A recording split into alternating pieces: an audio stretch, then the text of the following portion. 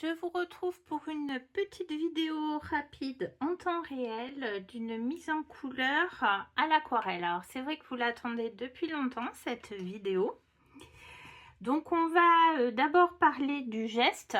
Je vais évoquer un petit peu les ombres, mais vraiment rapide. C'est juste pour vous montrer le geste.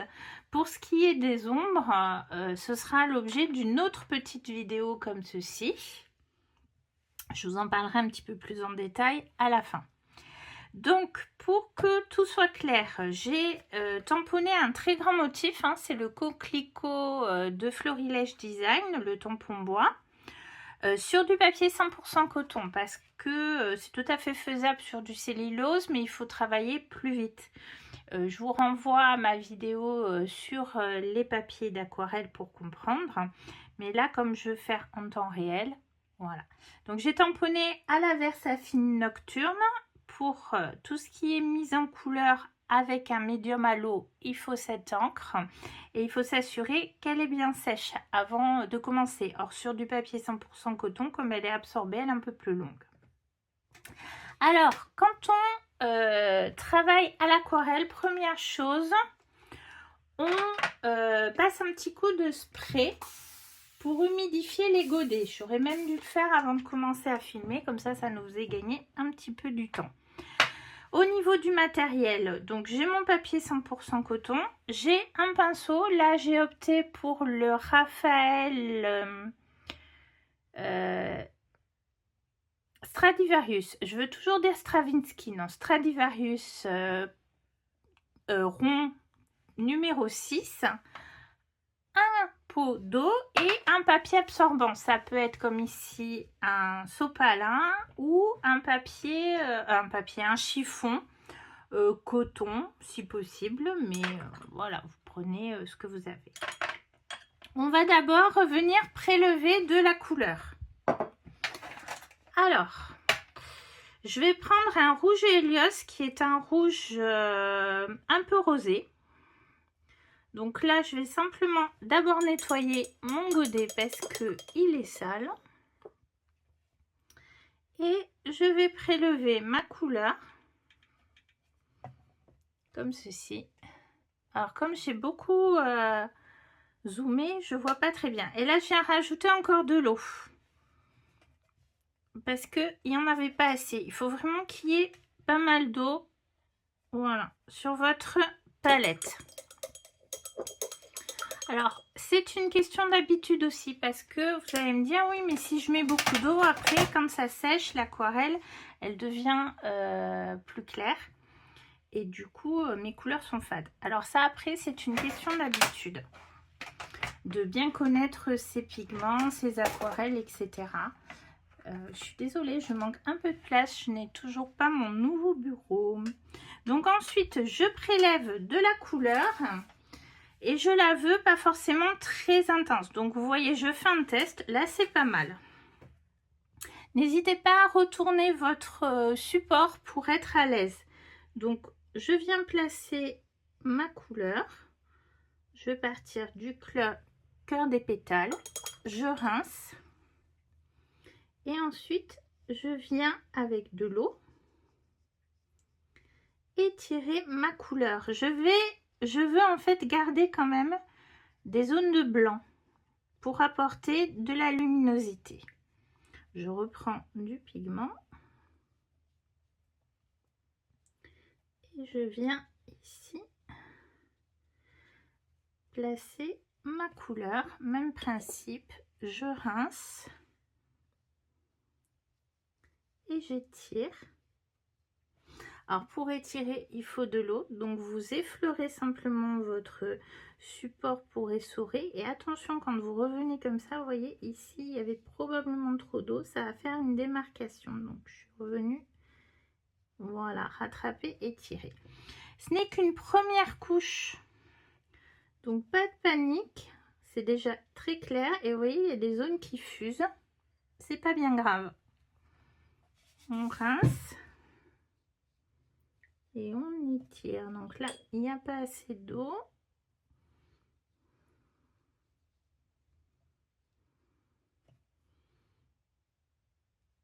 Voilà. Là, pour l'instant, l'ensemble est encore mouillé et on voit que ça commence à faire une démarcation puisque je ne suis pas allée jusqu'au bout. Donc, je peux mouiller jusqu'au bout mon papier pour éviter cette démarcation. Si vous êtes comme moi, si vous n'aimez pas trop les démarcations. On peut voir, voilà, que ça brille. Alors, attention, quand on revient comme ça, c'est là que souvent on fait des auréoles. Donc, je veux intensifier. Donc, je suis allée chercher un peu plus de pigment. Vous voyez, c'est plus intense. Je vais rechercher un peu d'eau, mais je veux vraiment quelque chose de plus intense.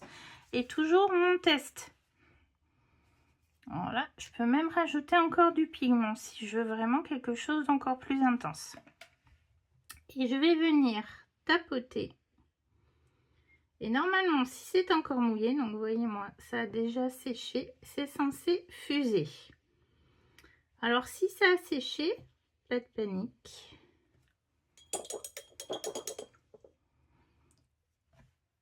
On rince. Et on étire. L'idéal, évidemment, pour de jolies fusions, surtout sur du papier coton, c'est de venir quand le papier est encore humide.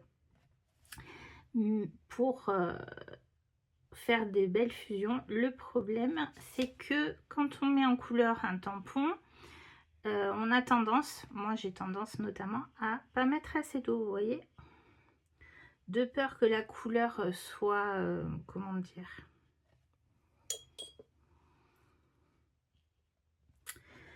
que la couleur soit fade, et du coup, eh bien, il n'y a pas assez d'eau, ça reste en surface, et du coup, quand on vient remettre, il n'y a pas de fusion. Et ce qui est joli à l'aquarelle, c'est justement les fusions.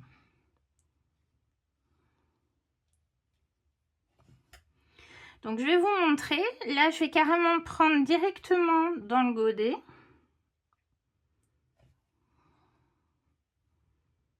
Et je viens tapoter là où c'est encore humide. Donc, tout ça, c'est une question d'habitude, de gestion de l'eau. Et pour y arriver, il faut s'entraîner et il faut accepter des fois d'avoir loupé.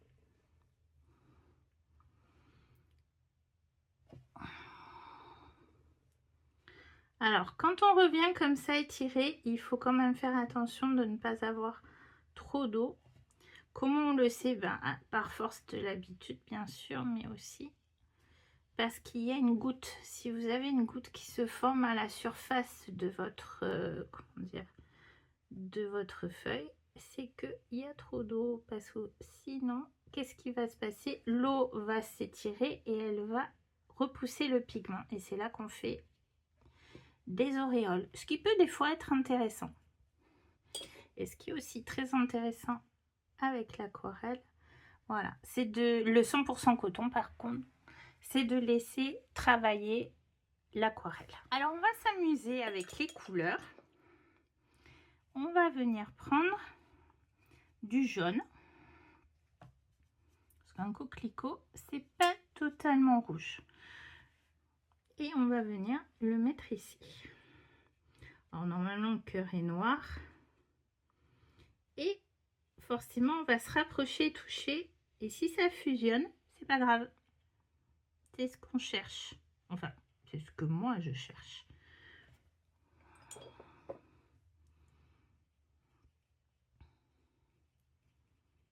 Alors, je vais quand même un peu étirer ma couleur. Vous voyez ici? Regardez. Oups. C'est pas facile comme je zoome beaucoup. C'est déjà en train de fuser. Donc là, l'idéal, c'est de poser son tampon d'un côté, de l'oublier et dans ces cas-là, ce que je conseille, donc vous voyez là, il y a une ligne de démarcation qui est en train de se former. Donc j'essaye de la corriger en venant amener le pigment, mais bon, s'il y en a une, c'est pas bien grave non plus. Donc, qu'est-ce que je vous disais? Ce que je vous conseille dans ces cas-là, c'est de pas forcément sécher, mais de laisser au contraire les couleurs se faire, ce qui vous permettra d'avoir une idée de la couleur finale, parce que là, il est joli, notre coquelicot, mais il est peut-être un peu trop pâle. Oups. Donc, il va falloir revenir. Et du coup, c'est d'en faire plusieurs en même temps et vous passez de l'un à l'autre. Alors là, on a dit, il est un peu pâle. Donc, on revient prendre de la couleur. On va venir en rajouter un petit peu. Alors,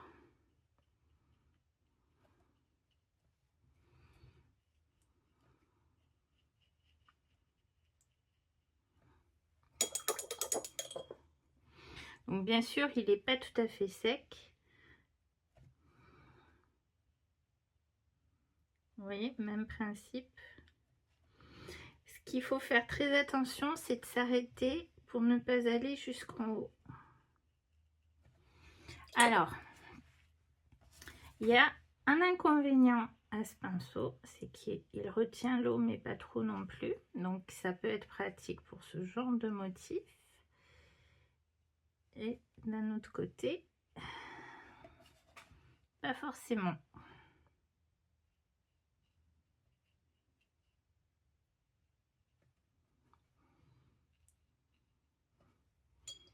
Alors, comment décider quelles zones vont être claires, quelles zones vont être foncées? Ça, on en parlera dans une prochaine vidéo, justement, sur les valeurs et les ombres. Voilà, pour l'instant. Oups. On va, en temps normal, je vous dirais, laisser la couleur agir. Mais comme là, je veux faire une vidéo assez rapide, je vais sécher. Mais vous, si vous avez l'occasion, laissez agir les pigments. J'ai séché hors caméra. Ensuite, je suis revenue mettre un peu de jaune un peu plus intense. Parce qu'en séchant, ben, c'est devenu pâle. Et un peu de noir de Mars, puisque le cœur des coquelicots sont noirs, mais il va falloir réintensifier le noir par certains endroits. Je veux pas un noir non plus trop noir. Et l'intéressant dans le noir de Mars, c'est qu'il est granuleux. Voilà, tout simplement. Mais ce que je vais vous expliquer maintenant, c'est ce qu'on appelle les valeurs. Il faut que je fasse vraiment attention au retour caméra pour rester cadré.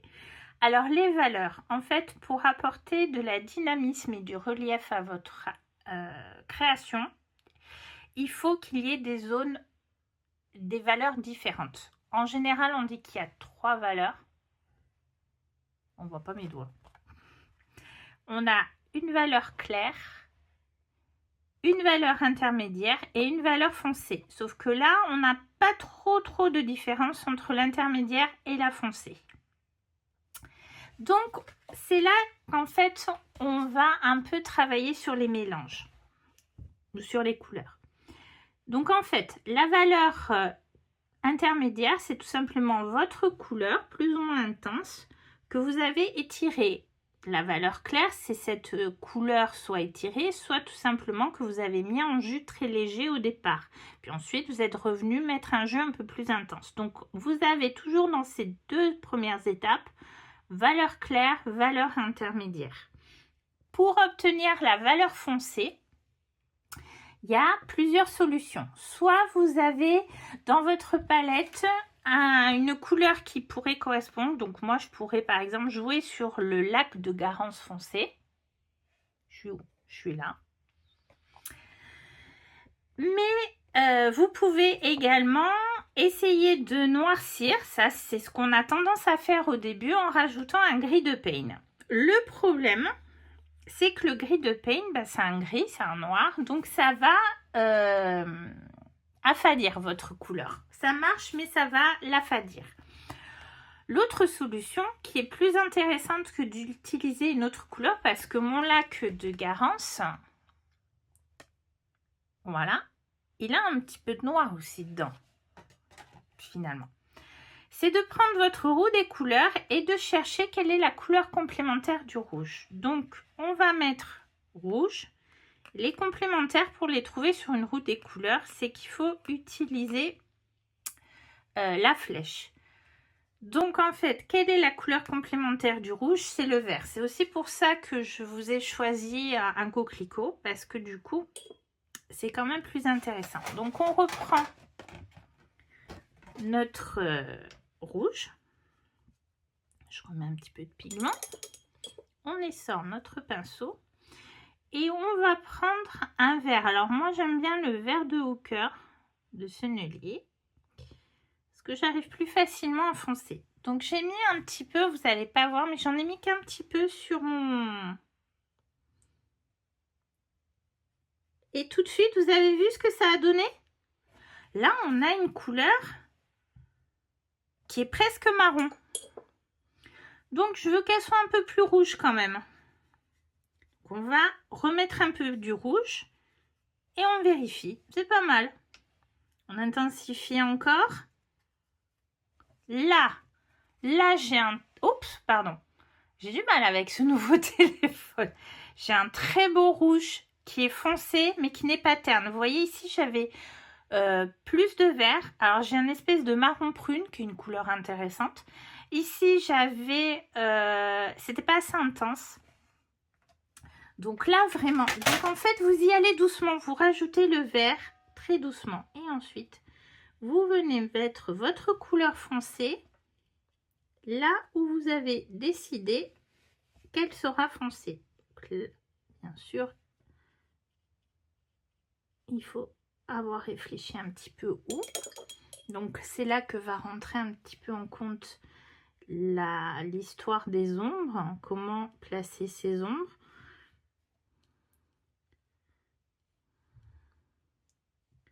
Et là, ce que je suis en train de faire, c'est la même chose que tout à l'heure. Hein. J'ai rincé, j'étire très, très délicatement. C'est intéressant. Ah, bien, vous voyez rien. Voilà. On va peut-être recommencer, mais en mettant vraiment encore plus de pigments. Alors, vous allez me dire, oui, mais tu vas t'en servir que pour ça. Ben non, parce que très souvent, je rince pas ma palette. Et du coup... Voilà. Et du coup, ben, je peux me resservir.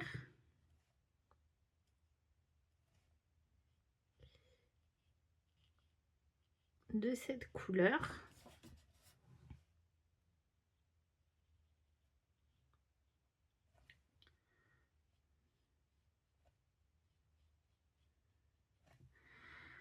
Voilà, c'est intéressant. Allez, on rince. Et on étire pour éviter les démarcations. Voilà, mon pinceau est sec. Comment je sais qu'il est sec? Je le sens et je l'entends parce qu'en fait, il accroche le papier. Bon, là, j'ai mis un peu trop d'eau. Et du coup, ma couleur a disparu.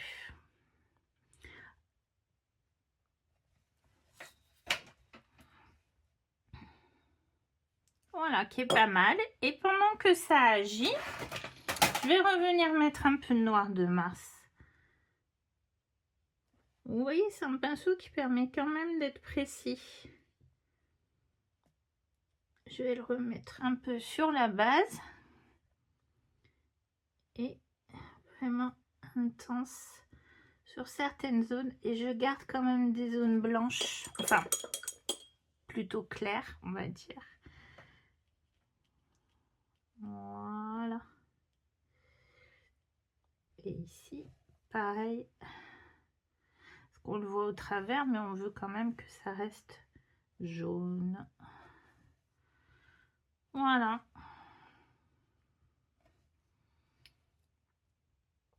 On va peut-être en mettre sur la base aussi. Voilà, vraiment, je suis à sec. Je vous le dis, on le sent tout de suite. On sent, parce que quand vous avez l'habitude, le pinceau, il fait... je sais pas si vous l'entendrez à la caméra, mais il fait des petits bruits. Voilà. Et rien ne m'empêchera de venir Mais non, vous voyez rien.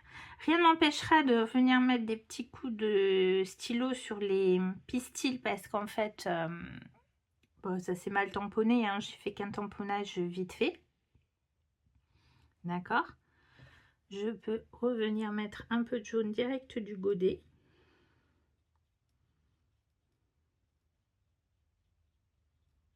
Et alors même, je vais illuminer mon rouge.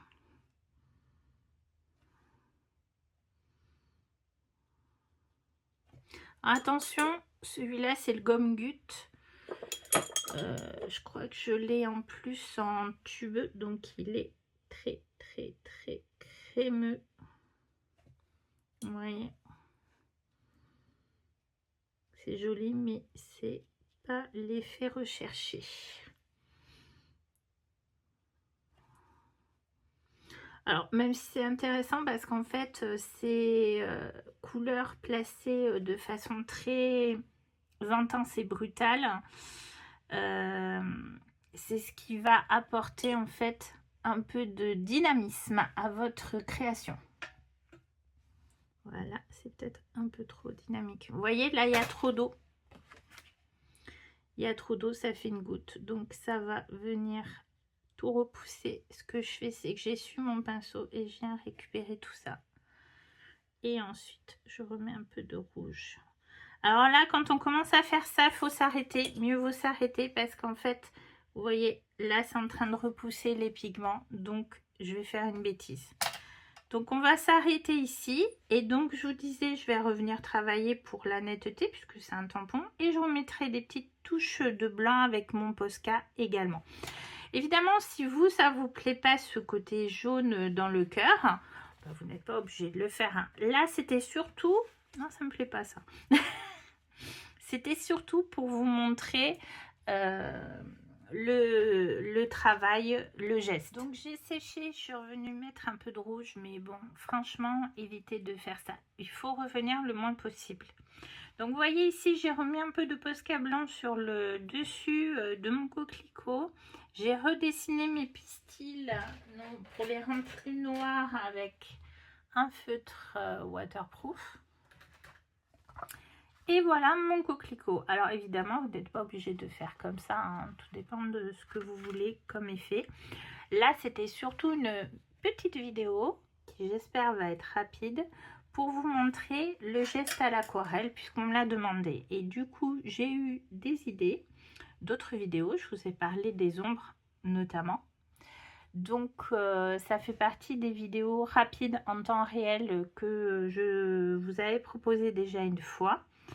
Alors, si ce type de vidéo vous plaît, ben déjà mettez un pouce en l'air et puis dites-moi en commentaire si ça vous intéresse et si éventuellement vous avez envie de voir autre chose. Et je verrai si c'est réalisable sur ce genre de petites vidéos rapides ou pas. En tout cas, merci d'avoir regardé. Pensez à vous abonner pour ne rien manquer justement de ces vidéos et on se dit à bientôt.